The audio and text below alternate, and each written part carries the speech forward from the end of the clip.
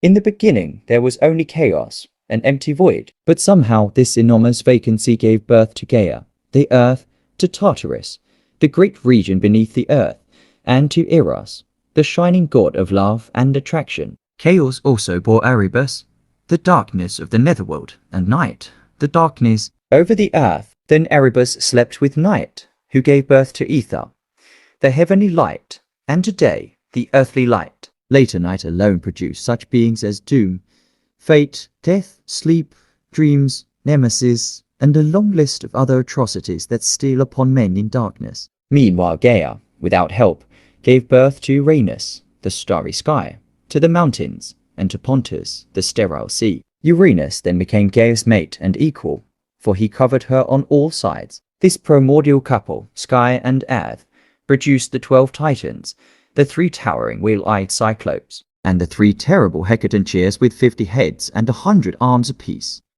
However, Uranus proved to be a harsh husband and father. Each of the Hecatoncirs hated him, and he hated them in return. In his anger, Uranus pushed them back into Gaia's womb and kept them there. Gaia writhed in pain at this and plotted revenge upon her mate. She fashioned a flint, sickle, and called upon her other children to avenge her. The Titans and Cyclopes recoiled in fear of their father, and only the last-born Titan, Cronus, was daring enough.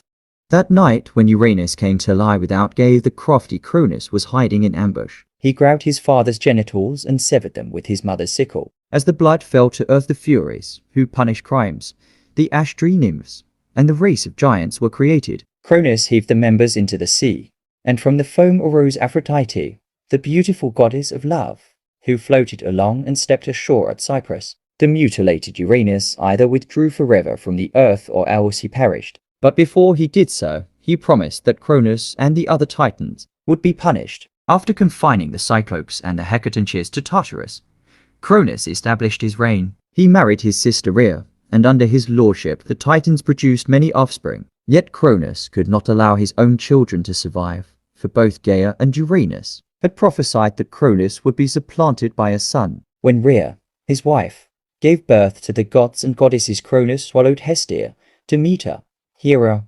Hades, and Poseidon shortly after each was born. Rhea was furious and took pains to save her 6th child, Zeus, from his father. She bore Zeus in secret and then gave Cronus a stone wrapped in swaddling bands to swallow instead. Attended by nymphs, Zeus grew to manhood on Crete. Cronus, meanwhile, was growing old, so Zeus sought advice on how to defeat him from the Titaness Metis, who prepared an emetic potion. Disguised as a cupbearer, Zeus gave this potion to Cronus, who vomited up Zeus's brothers and sisters, as well as the stone Rhea had given him. The gods were alive and unhurt, and together with Zeus, they triumphed over Cronus and bound him in Tartarus. Zeus then set up the stone at Parnassus, a monument to his victory over the Titan King.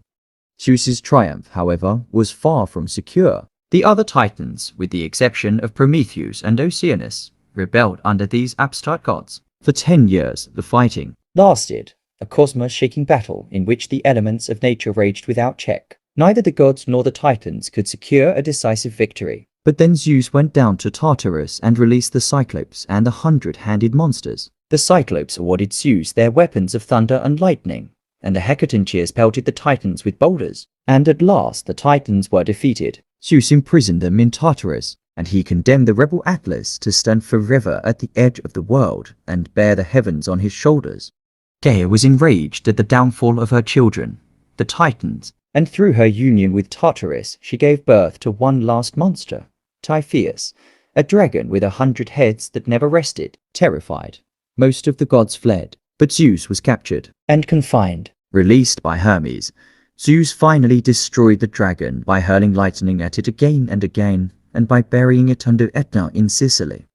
There was one more attempt to dislodge Zeus and the other Olympians from their mastery of the world. The giants, who had sprouted from Uranus' blood, were dissatisfied, so they laid siege to Olympus by piling mountain upon mountain in an attempt to scale it. It required all the prowess of the gods and the assistance of the mortal Heracles to subdue and kill the giants. Having vanquished the Titans, the dragon Typhoeus, and the giants, the rule of the Olympians was undisputed. That version of the creation was taken largely from Hesiod, a Greek poet of the 7th century BC. But here is an earlier story by way of contrast.